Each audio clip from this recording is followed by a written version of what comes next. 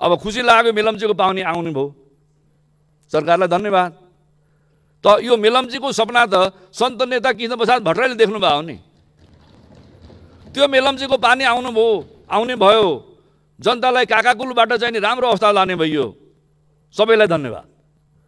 तर कृष्णप्रसाद भट्टराईको नाम एकपटक लिन पनि तपाईँलाई कन्जुस है। मेलम्चीमा गयो भने भट्टराईजीको नाम छैन, सुन्दरीजलमा गयो भने भट्टराईजीको नाम छैन, पार्लिमेन्टको रोस्टरमा फर्केर आयो, पहिलो सभामुख पनि हो। मजदुर, किसान, महिला दाजुभाइ दिदीबहिनीलाई कसैलाई राहत ल्याएको सुनिएन। यो राहत पनि तपाईँलाई भूमिगत रूपमा चाहिँ गरे हो कि थाहा नहुने हिसाबले गरे त्यो पनि हुनसक्छ नि। उहाँहरू सबैजना बडो कुशल हुनुहुन्छ, माहिर हुनुहुन्छ। नभए जनताले थाहा पाउने गरी राहत ल्याउनु पऱ्यो नि त। मजदुरलाई राहत दिनु परेन, किसानलाई राहत दिनु परेन, व्यवसायलाई राहत दिनु परेन। लागौँ कि अब सामान्य सभामुखजीले भनेपछि दिनै थाल्यो, राहत दिनु परेन। अब त झन् के राहत देला? सरकारको हालत के छ भने ऋण लिएर घिउ खाने। सम्माननीय प्रधानमन्त्रीजीलाई म धन्यवाद दिन चाहन्छु। यसै रोस्टममा आएर सम्माननीय प्रधानमन्त्रीजीले के भन्नुभएको थियो भने अब 3 महिनाभित्र नेपालका सबै नागरिकलाई कोभिडको भ्याक्सिन लगाइनेछ। प्रधानमन्त्रीले यहाँ आएर बोलेको कुरा पनि 9 महिना भइसक्यो। कुन चाहिँ 3 महिना? 77 सालको 3 महिना हो कि 78 सालको 3 महिना हो कि 79 सालको 3 महिना हो कि 80 सालको 3 महिना हो? त्यस कारणले कुनै चाहिँ देखो सीमा नभएको 3 महिना हो कि? अब 17 लाखलाई भ्याक्सिन लगाउनु भएको छ। हलमा अँध्यारो अनुहार लगाएर, मलिन अनुहार लगाएर केही नेताहरू बस्नु भएको थियो। उहाँहरू अहिले विभिन्न बहानामा यो शान्ति प्रक्रियालाई ध्वस्त पार्न, शान्ति प्रक्रियालाई अवरोध गर्न लागिरहनु भएको छ। समय आयो भने त्यो पार्टीको नाम र समय आयो भने त्यो पार्टीका नेताहरूको नाम पनि भनौँला। 2 घण्टा त प्रधानमन्त्रीसँग हाम्रो संवाद भएको थियो। उहाँले त्यतिखेर त हाँसी नै राम्रै उज्यालो अनुहारले नै वार्ता गर्नुभएको थियो, छलफल गर्नुभएको थियो। कोभिडको व्यवस्थापनलाई हामी गम्भीरै छौँ। अब बलात्कार, यौनजन्य हिंसा यो सरकारको पालनमा सबभन्दा बढ्ता चाहिँ बलात्कार र हिंसा भइरहेको छ। त्यसको नियन्त्रण, रोकथाम चाहिँ गर्न सरकार असफल भइसकेको छ। त्यसकारणले आम महिलाहरू, आम दिदीबहिनीहरू, सासाना बालबालिकाहरू समेत चाहिँ पीडित भएको अवस्था छ। त्यसपछि आरोप प्रत्यारोप के महाभियोग आउँछ, के आउँछ? महाभियोग आएको त सामना गरे भइहाल्थ्यो नि त। त्यसले महाभियोग आउँछ भनेर सदनको बैठकै अन्त गरिदिने, त्यसमा छलफलै गर्नु पाइएन। यो असंवैधानिक कदम भनेर न्यायपालिकाले निर्णय गरिसकेपछि, सरकारको निर्णयलाई खारेज गरिसकेपछि विधिको शासन मान्छौँ, संविधानको रक्षा गर्छौँ, संविधानवादको पालना गर्छौँ, संविधान मान्छौँ भन्ने सरकारले त्यो गल्तीको महसुस गरेर नैतिक उत्तरदायित्व लिनुपर्छ कि पर्दैन, त्यो पनि माग गर्न चाहन्छु।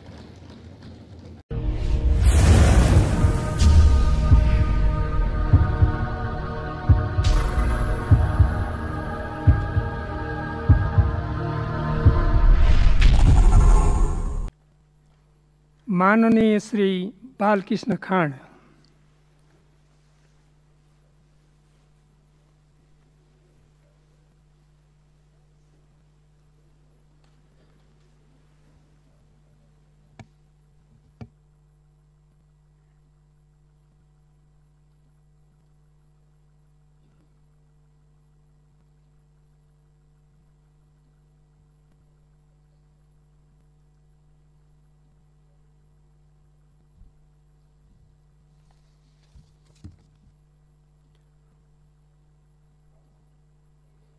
सम्माननीय सभामुख महोदय, प्रतिनिधि सभाको यो बैठक एउटा विशिष्ट परिस्थितिमा सम्पन्न भइरहेको छ र यस बैठकमा म नेपाली कांग्रेसको तर्फबाट, प्रमुख प्रतिपक्षी दलको तर्फबाट सबै माननीय ज्यूहरूलाई हार्दिक स्वागत गर्दछु र यो सदनको पूर्ण सफलताको लागि म हार्दिक शुभकामना पनि व्यक्त गर्न चाहन्छु। संविधानको प्रावधान विपरीत केबी ओलीजीको नेतृत्वमा रहेको कम्युनिस्ट सरकारले प्रतिनिधि सभाको विघटन गरेको थियो र सरकारको प्रतिनिधि सभा विघटनको यो निर्णयलाई नेपाली कांग्रेसले असंवैधानिक, अलोकतान्त्रिक, सर्वसत्तावाद र निरङ्कुशता प्रेरित कदम भनेको थियो। सम्मान्य सभामुखज्यू, सरकारको यो असंवैधानिक निर्णयको खिलाफमा नेपाली कांग्रेसले देशभरि नै सबै जिल्लाहरूमा, सबै गाउँ र नगर तथा वडाहरूमा समेत पनि विरोध कार्यक्रमको आयोजना गरेको थियो। सरकारको अधिनायकवादको खिलाफमा, सर्वसत्तावाद र निरङ्कुशताको खिलाफमा, संविधान विरुद्धको सरकारको कदमको खिलाफमा, संविधानको रक्षाको लागि। त्यसरी नै देशका विभिन्न भूभागमा जागरुक नागरिक समाजले, विभिन्न राजनीतिक पार्टीले, देशका युवा तथा तरुणहरूले सरकारको यो असंवैधानिक कदमको, सरकारको यो अधिनायकवाद तर्फको यात्रालाई रोक्नका लागि विरोधहरू गर्नुभएको थियो। तर संविधानको प्रावधान अनुसार कार्यपालिका, न्यायपालिका र व्यवस्थापिका शक्ति पृथ्वीकरणको सिद्धान्त अन्तर्गत व्यवस्थापन गरिएको छ र न्यायपालिकालाई स्वतन्त्र निष्पक्ष न्यायपालिकाको रूपमा संविधानले एउटा विशिष्ट स्थान दिएको छ र सर्वोच्च अदालतको संवैधानिक इजलासले सरकारको यो असंवैधानिक कदमलाई बदर गरेर, खारेज गरेर यो प्रतिनिधि सभाको पुनर्स्थापना गरेको छ। म हाम्रो पार्टीको तर्फबाट यो कदमको हार्दिक स्वागत गर्दछु र सरकारको असंवैधानिक कदमको खिलाफमा आवाज उठाउने देशभरिका आम नागरिक, राजनीतिक दल, नागरिक समाज, दाजुभाइ दिदीबहिनीहरू र सम्पूर्ण युवा प्रेस जगतलाई हार्दिक धन्यवाद दिन्छु।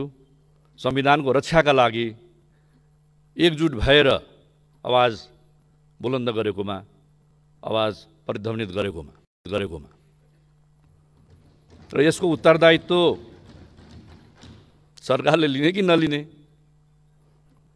यति ठुलो असंवैधानिक कदम चालिसकेपछि सर्वोच्च अदालतले सरकारको कदमलाई, प्रधानमन्त्रीको कदमलाई असंवैधानिक भनेपछि प्रधानमन्त्रीले यसको नैतिक उत्तरदायित्व लिनुपर्छ कि पर्दैन? यसको जवाफ दिनुपर्छ कि पर्दैन? त्यसका लागि प्रधानमन्त्रीजीले मार्ग प्रशस्त गर्नुपर्छ कि पर्दैन? यतापट्टि यो सदन गम्भीर बनोस् र सम्माननीय सभामुख महोदय मार्फत म सम्माननीय प्रधानमन्त्री लगायत सरकारका सदस्यहरूको पनि ध्यान आकर्षण गर्न चाहन्छु। यो असंवैधानिक कदम भनेर न्यायपालिकाले निर्णय गरिसकेपछि, सरकारको निर्णयलाई खारेज गरिसकेपछि विधिको शासन मान्छौँ, संविधानको रक्षा गर्छौँ, संविधानवादको पालना गर्छौँ, संविधान मान्छौँ भन्ने सरकारले त्यो गल्तीको महसुस गरेर नैतिक उत्तरदायित्व लिनुपर्छ कि पर्दैन, त्यो पनि माग गर्न चाहन्छु। यो सरकार बनेपछि सुरुदेखि नै संविधानमाथि प्रहार गरिरहेको थियो। सरकार संविधानको जगमै बनेको हुन्छ, संविधानको जगमै उभिएको हुन्छ।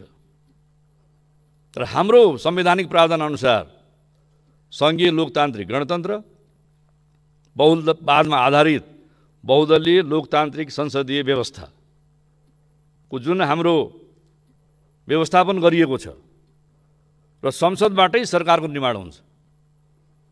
संसदको भूमिकालाई गतिशील गराउने, संसदलाई उत्तरदायी गराउने, संसदको सम्मान बढाउने काम गर्ने सरकारको पनि दायित्व। त्यस्तै संविधानको रक्षा गर्नु र पालना गर्नु सरकारको। तर यो सरकार बनेदेखि निरन्तर संविधानमाथि प्रहार गरिरहेको छ।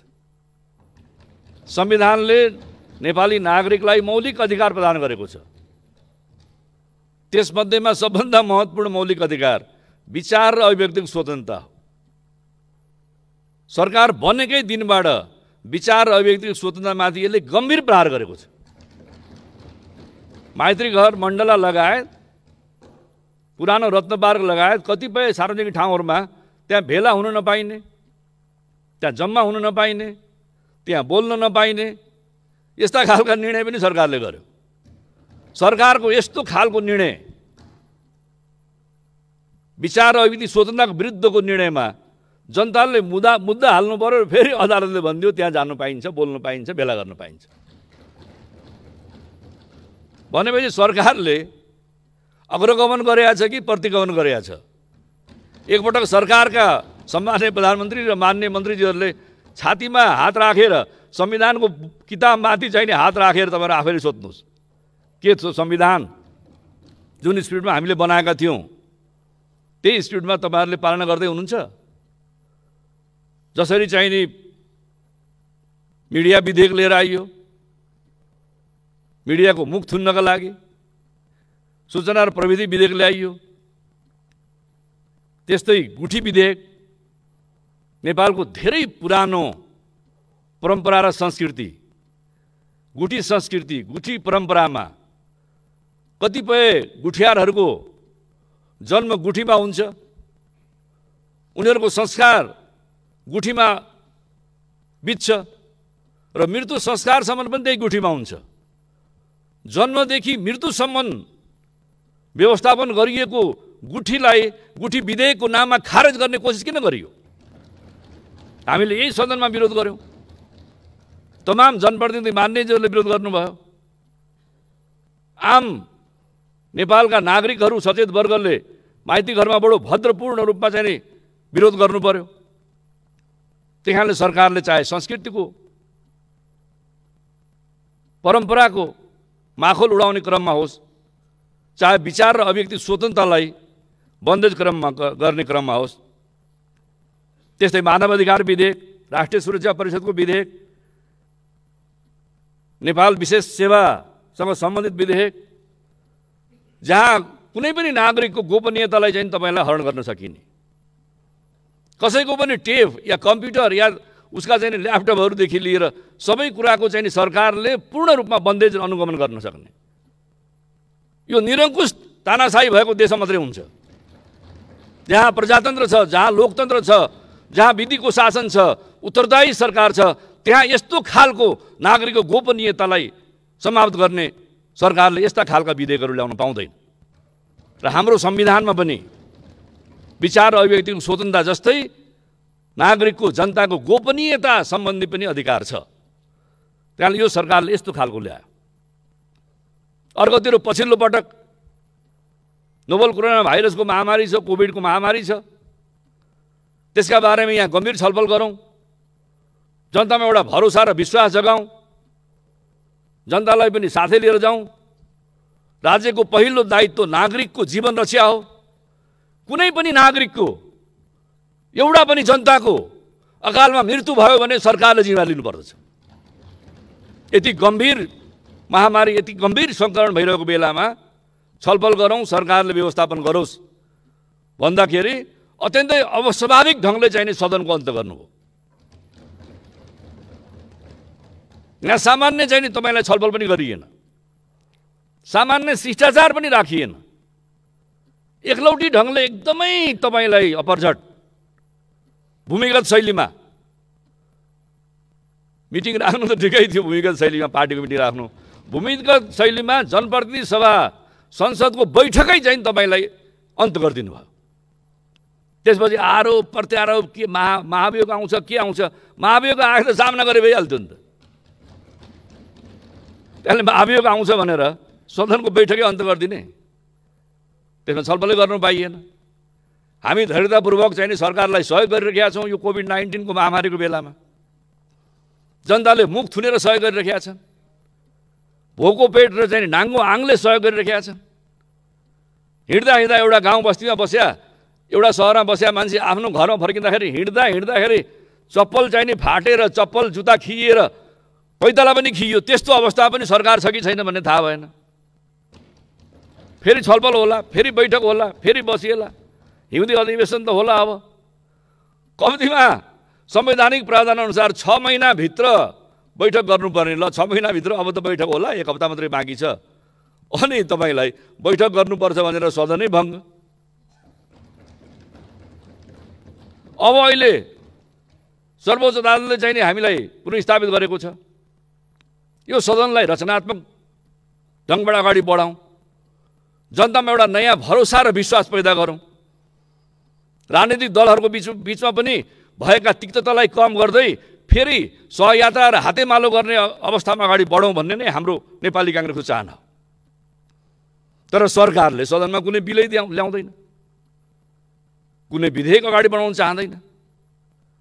केही अध्यादेशहरू ल्याएको थियो, जुन अध्यादेशहरू जरुरी पनि छन्, तर त्यसमा पनि सरकारले चाहिँ तपाईलाई अब अत्तो थापेर चाहिँ होइन, हामीले पहिलो बैठकमा ल्याउनु पाएनौँ, त्यसकारणले अब त्यसका बारेमा चाहिँ हाम्रो रिजर्भेसन छ भन्नुहुन्छ। उल्टै एसिड आक्रमणसँग सम्बन्धित चाहिँ तपाईलाई अपराधको दोषीलाई कडाभन्दा कडा सजाय होस्, त्यसमा हाम्रो पार्टी चाहिँ तपाईको साथमा छ। त्यसै कोभिडको व्यवस्थापनका लागि पनि हामीले सदैव सरकारलाई रचनात्मक सहयोग दिँदै आएका छौँ। प्रधानमन्त्रीलाई हाम्रो पार्टीका वरिष्ठ नेता रामचन्द्र पौडेल लगायतको डेलिगेसनले गएर भेटेर चाहिँ ज्ञापन पत्र दिएको हो। नेपाली काङ्ग्रेस संसदीय दलको तर्फबाट म आफै डेलिगेसनमा गएर चाहिँ असार 2 गते ऊ जमानामा चाहिँ तपाईलाई ज्ञापन पत्र दिएको हो सरकारलाई सहयोग गर्न। 2 घण्टा त प्रधानमन्त्रीसँग हाम्रो संवाद भएको थियो। उहाँले त्यतिखेर त हाँसी नै राम्रै उज्यालो अनुहारले नै वार्ता गर्नुभएको थियो, छलफल गर्नुभएको थियो। कोभिडको व्यवस्थापनलाई हामी गम्भीरै छौँ। अब बलात्कार र यौनजन्य हिंसा यो सरकारको पालनमा सबभन्दा बढ्ता चाहिँ बलात्कार र हिंसा भइरहेको छ।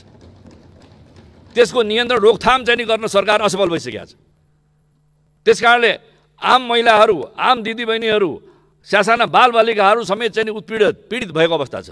त्यसकारणले यस्तो खालको चाहिँ गतिविधि अगाडि बढोस् है भन्ने हाम्रो चाहना छ। टिआरसीको बारेमा त हामीहरू सबभन्दा बढी संवेदनशील गम्भीर छौँ। हाम्रो आदरणीय नेता पूर्व प्रधानमन्त्री पूर्व सभापति गिरिजाप्रसाद कोइरालाको पालोमै मुलुक शान्ति प्रक्रिया अगाडि बढेको हो। यसै हलमा तत्कालीन प्रधानमन्त्री गिरिजाप्रसाद कोइराला र विद्रोही पक्षका कामरेड पुष्पकमल दाहाल प्रचण्डको बीचमा वृहत शान्ति सम्झौता भएको हो। त्यो शान्ति सम्झौता र शान्ति प्रक्रियामा हामी पूर्ण प्रतिबद्ध छौँ। अहिले पनि हाम्रो कमिटमेन्ट छ। तर जतिखेर चाहिँ तपाईलाई यो हलमा अँध्यारो अनुहार लगाएर, मलिन अनुहार लगाएर केही नेताहरू बस्नु भएको थियो, उहाँहरू अहिले विभिन्न बहानामा यो शान्ति प्रक्रियालाई ध्वस्त पार्न, शान्ति प्रक्रियालाई अवरोध गर्न लागिरहनु भएको छ। समय आयो भने त्यो पार्टीको नाम र समय आयो भने त्यो पार्टीका नेताहरूको नाम पनि भनौँला। अहिले यस्तो बेलामा, विशेष बेलामा बढी चिन्ता किन गर्ने? तपाईँहरू आफैलाई थाहा होला, पुरानो फोटो हेरेर थाहा भइहाल्छ नि कसको अनुहार मलिन थियो। एउटा प्रक्रियामा हामी अगाडि बढिसकेका छौँ। त्यहाँले त्यो शान्ति प्रक्रिया बारेमा हामी सबैभन्दा संवेदनशील र गम्भीर छौँ। त्यस कारणले गर्दाखेरि म सम्माननीय सभामुखज्यू, यो अवस्थामा चाहिँ नि कसैले कसैलाई दोष लगाउने भन्दा पनि मुलुकलाई कसरी चाहिँ हामीले अगाडि बढाउने, यो संविधान कसरी हामीले सफल गर्ने। संविधानमा धेरै राम्रा कुराहरू पनि छन्, केही कमी कमजोरी होला, मधेसको मुद्दालाई सम्बोधन गर्नुपर्ने होला।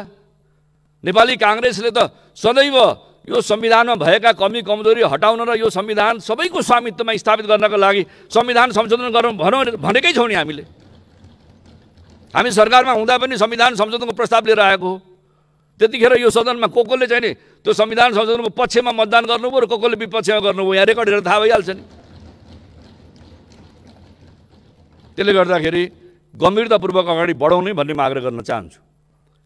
अब यो कोभिड-19 को बारेमा पनि केही कुराहरू उठ्यो, मन्त्रीजीले पनि केही कुरा भन्नुभयो र यो भ्याक्सिन 17 लाख चाहिँ अहिले नेपालीहरू लगाएका छन्। सम्माननीय प्रधानमन्त्रीजीलाई म धन्यवाद दिन चाहन्छु। यसै रोस्टममा आएर सम्माननीय प्रधानमन्त्रीजीले के भन्नुभएको थियो भने अब 3 महिनाभित्र नेपालका सबै नागरिकलाई कोभिडको भ्याक्सिन लगाइनेछ। प्रधानमन्त्रीले यहाँ आएर बोलेको कुरा पनि 9 महिना भइसक्यो। कुन चाहिँ 3 महिना? 77 सालको 3 महिना हो कि 78 सालको 3 महिना हो कि 79 सालको 3 महिना हो कि 80 सालको 3 महिना हो?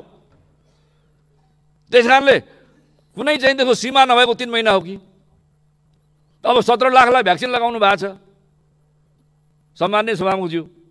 अब छापाहरूमा आजै पनि आएको छ, विज्ञहरूले आजै भन्ने छन् कि नेपाल सरकारसँग तपाईलाई 7 लाखभन्दा बढी स्टकमा चाहिँ नि भ्याक्सिनको छैन। अब 17 लाख जसलाई भ्याक्सिन लगाइसक्यो उसलाई चाहिँ नि सेकेन्ड डोज दिनुपर्ने छ। सेकेन्ड डोजको लागि त 17 लाख त हामीसँग स्टकमै हुनु पर्थ्यो नि त। जसले भ्याक्सिन लगाउनु पाएको छैनन् उनीहरूलाई लगाइदिनु पर्ने पनि छ। 10 लाख भारत सरकारले चाहिँ नि हामीलाई उपहार दियो, अर्को 10 लाख हामीले किन्यौँ, धन्नै 3 लाख चाहिँ नि कम्पनीले चाहिँ हामीलाई उपहार दियो। 23-24 लाख चाहिँ नि भ्याक्सिनको प्रबन्ध छ। 17 दुना त 34 लाख भ्याक्सिन चाहियो। अर्को छिमेकी मुलुक चीनले चाहिँ हामीलाई 8 लाख भ्याक्सिन दिएको, अझै ढुवानी गर्ने जहाज नपाएर अनुदान के उपहार दिएको चाहिँ भ्याक्सिन पनि ल्याउनु सकिया छैन। यो भन्दा चाहिँ नि दुःखद के हुन सक्छ? त्यसैले म मेरो पार्टी तर्फबाट आग्रह गर्न चाहन्छु, अविलम्ब सबै नेपाली जनतालाई भ्याक्सिन लगाउने, समुचित भ्याक्सिन लगाउने, 1 डोज मात्रै होइन कि आवश्यक पऱ्यो भने 2 डोज भ्याक्सिन लगाउने प्रबन्ध गर्न सरकार चाहिँ नि ले सुप्रबन्ध गरोस्, व्यवस्थापन गरोस् भन्ने म आग्रह गर्न चाहन्छु। तर सरकारको हालत कस्तो छ भने अब खुसी लाग्यो मेलम्चीको पाहुनी आउनु भयो, सरकारलाई धन्यवाद। त यो मेलम्चीको सपना त सन्त नेता कृष्णप्रसाद भट्टराईले देख्नुभयो नि। त्यो मेलम्चीको पानी आउने भयो, जनतालाई काकाकुलबाट चाहिँ नि राम्रो अवस्था लाने भइयो, सबैलाई धन्यवाद। तर कृष्णप्रसाद भट्टराईको नाम एकपटक लिन पनि तपाईँलाई कन्जुस है। मेलम्चीमा गयो भने भट्टराईजीको नाम छैन, सुन्दरीजलमा गयो भने भट्टराईजीको नाम छैन, पार्लिमेन्टको रोस्टममा फर्केर आयो, पहिलो सभामुख पनि हो।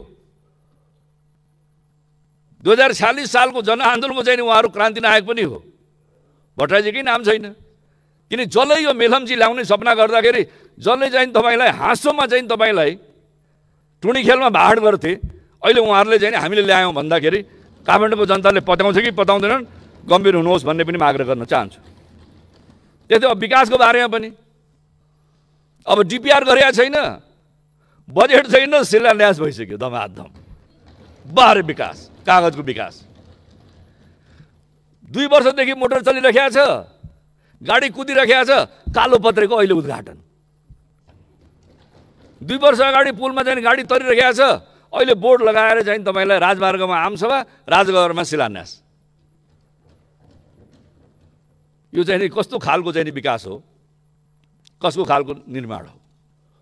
अब अल्प विकसित र विकसितको बारेमा पनि यो चाहिँ नि भुइँचालो नआएको भएदेखि तत्कालीन प्रधानमन्त्री सम्माननीय प्रधानमन्त्री सुशील कोइरालाको पालोमै चाहिँ नि यो भइसक्यो हो। कमसेकम अहिले चाहिँ नि पूर्णता पाएछ भने पनि होइन, जस्तै मनमोहनजीको पालोमा सुरु भएको छ, अधिकारीजीको पालोमा धन्यवाद। भरतमोहन अधिकारीको पालोमा चाहिँ नि वृद्ध भत्ताको सुरुवात भयो, उहाँलाई धन्यवाद। कमसेकम जसको पालोमा इनिसिएसन भएको छ त्यसलाई स्मरण गर्ने त गरौँ, उहाँहरूलाई चाहिँ नि पनि तपाईँलाई धन्यवाद दिने त गरौँ। त्यसकारण यस्तो खालको चाहिँ नि दिउँसै रात पार्ने अवस्थामा चाहिँ नि मुलुक अगाडि नबढोस् भन्ने पनि म आग्रह गर्न चाहन्छु। अब यो कोभिड-19 को बेलामा अब श्रमिकले चाहिँ तपाईँलाई, श्रमिकलाई रोजगारी छैन, किसानलाई बिउ मल्ल चाहिँ तपाईँलाई किसानको उत्पादनलाई बजार छैन, निजी विद्यालयहरूमा पढाइरहेका, निजी कल कारखानामा जागिर खाइरहेका कर्मचारीहरूलाई तलब छैन। अब त्यसै विश्वविद्यालयका प्राज्ञहरू जो चाहिँ तपाईँलाई डेली वेजेसमा छन् उनलाई तलब छैन, शिक्षक प्राध्यापकहरूलाई, उद्योगी व्यवसायीको व्यवसाय छैन, खास गरेर पर्यटन व्यवसायीको त यस्तो हालत छ, यातायात व्यवसायीको यस्तो चाहिँ तपाईँलाई पीडादायक अवस्था छ। कमसेकम सरकारले उद्योगी व्यवसायी, मजदुर, किसान, महिला दाजुभाइ दिदीबहिनीलाई कसैलाई राहत ल्याएको सुनिएन। यो राहत पनि तपाईँलाई भूमिगत रूपमा चाहिँ गरे हो कि थाहा नहुने हिसाबले गरे त्यो पनि हुनसक्छ नि। उहाँहरू सबैजना बडो कुशल हुनुहुन्छ, माहिर हुनुहुन्छ। नभए जनताले थाहा पाउने गरी राहत ल्याउनु पर्यो नि त। मजदुरलाई राहत दिनु परेन, किसानलाई राहत दिनु परेन, माननीय व्यवसायलाई राहत सदस्य दिनु बीच परेन। मार्नेतिर लागौँ कि अब सामान्य सभामुखजीले भनेपछि दिनै थाल्यो, राहत दिनु परेन। अब त झन् के राहत देला? सरकारको हालत के छ भने ऋण लिएर घिउ खाने, बजेट कुरा गर्यो भने। अब अहिलेको सफल सरकारले यति धेरै ऋण ल्याएको छ कि यति नेपालीको टाउकोमा ऋण कहिले पनि थिएन।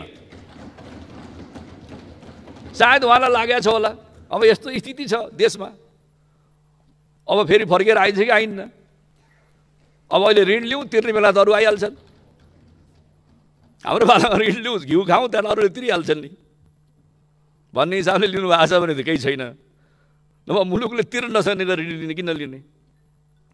अब चालु खर्च चाहिँ तपाईँलाई बढै छ। सरकार मितव्ययिता भन्छ, सुशासन भन्छ, तर चाहिँ तपाईँलाई ऋण चाहिँ नि बढै छ। राजनीतिक नीति चाहिँ दिनानुदिन भाका भइछन्। त्यस कारणले तपाईँलाई अब चालु खर्च बढै छ, तर पुँजीगत खर्च चाहिँ नि घटै छ। अब पुँजीगत खर्च घटाउनु भएको छ, पुँजीगत खर्च गर्नु सक्नु भएको छैन। सङ्घीय सरकारले सकेका छैन, प्रदेश सरकारले सकेका छैन, स्थानीय सरकारलाई तपाईँहरूले चाहिँ नि कुनै महत्त्व दिनुभएको छैन। भनेपछि जब पुँजीगत खर्च चाहिँ तपाईँहरूको घटै छ भने विकास कसरी बढ्या छ? चालु खर्च बढाउने, पुँजीगत खर्च चाहिँ नि घटाउने, अनि सम्बन्धित विकास चाहिँ नि एजेन्सिजहरूलाई चाहिँ नि ल 20% खर्च नगर, हामी बजेट दिन सक्दैनौँ भनेर तपाईँहरूले आन्तरिक सर्कुलर गर्ने, अनि विकास चाहिँ नि हामीले एकदमै चुचुरामा पुऱ्याएछौँ भनिदिने। त्यहाँले कृपा गरेर जे हो त्यही गर्नु पर्यो नि। म सम्मान्य सभामुखजी मेरो अब सिद्ध्याउँछु र अन्तिममा म के भन्छु भने जसरी यो सरकार बन्दाखेरि अर्थमन्त्रीले बडो उत्साहित भएर पूर्ववर्ती सरकारले ऋणमा नेपाल पारेको थियो, हामीले चाहिँ तपाईँलाई सबैलाई घिउ खुवाउँछौँ भनेर जसरी श्वेत पत्र निकाल्नु भएको थियो नि, व्हाइट पेपर निकाल्नु भएको थियो नि, होइन? याद होला नि। त्यो व्हाइट पेपरमाथि छलफल गर्नु पर्यो, त्यो श्वेत पत्रमाथि छलफल गर्नु पर्यो। श्वेत पत्र भनेको त यथार्थ पत्र हो नि। नाम चाहिँ तपाईँलाई श्वेत पत्र भन्ने, यथार्थ पत्र भनेर जारी गर्ने, अगाडि थपेर यथार्थ पत्र बनाउने। म त्यतिखेरको श्वेत पत्र पनि ल्याओस् सरकारले, र अहिलेको अवस्था, अहिलेको चाहिँ श्वेत पत्र पनि जारी गरोस्। अहिले कस्तो छ देशका श्रमिकहरूको हालत कस्तो छ, किसानको हालत कस्तो छ, उद्योगपतिहरू व्यवसायको हालत कस्तो छ, व्यापारीको हालत कस्तो छ, कर्मचारीको हालत कस्तो छ, त्यसका बारेमा अहिले पनि मूल्याङ्कन गरियोस् भन्ने म आग्रह गर्न चाहन्छु। र अन्तमा यो संसदीय व्यवस्थाका प्रति हाम्रो पूर्ण विश्वास छ। संसदीय व्यवस्थाले सबैको प्रतिनिधित्व यहाँ गराउँदछ, सबैको पहिचान पनि स्थापित गराउँछ, सबैको आवाज पनि चाहिँ सदन मार्फत चाहिँ जनताको बिचमा पुर्याउँछ। त्यस कारणले यो व्यवस्था चाहिँ तपाईँलाई सफल गराउने क्रममा अन्तर्मनबाट लागौँ र संविधानलाई पनि सफल गराउने क्रममा मनबाट लागौँ। यो संविधानको विकल्प चाहिँ छैन। अहिलेको संविधान सभाले बनाएको संविधान, जनताले चुनेका जनप्रतिनिधि जो संविधान सभामा आएर यसै संविधान सभाबाट हामीले संविधान बनाएको छौँ, यो संविधानको विकल्प भनेको यही संविधान हो। त्यस कारणले यो संविधानलाई बदल्छु, नेपालमा अधिनायकवाद ल्याउँछु, नेपालमा सर्वसत्तावाद ल्याउँछु, नेपालमा तानाशाह ल्याउँछु भन्ने नेताहरू, नेपाललाई तानाशाही ढङ्गले म चलाउँछु, मेरो आफ्नो मानसपटलबाट म निरङ्कुशताको दिशामा अगाडि बढ्छु भनेर भन्ने सबै नेताहरू नेपालमा असफल भएको छन्। त्यही मार्गमा, त्यही बाटोमा अगाडि नबढ्नुहोस् भन्ने पनि म हार्दिक शुभेच्छा र शुभकामना दिन चाहन्छु। सबैलाई धन्यवाद, सबैलाई शुभकामना। जय नेपाल।